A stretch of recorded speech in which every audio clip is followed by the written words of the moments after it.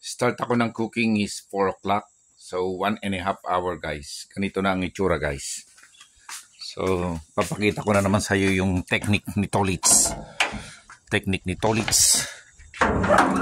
Ganyan na itsura niyan guys. Crispylicious na siya. Kung makikita nyo, yan na.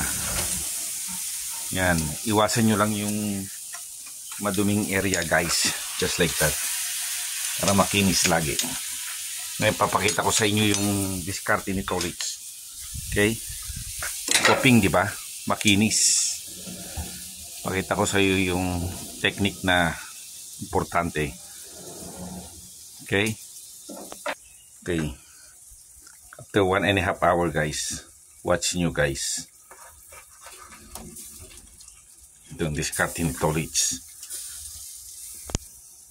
Dito rin sa harap guys, para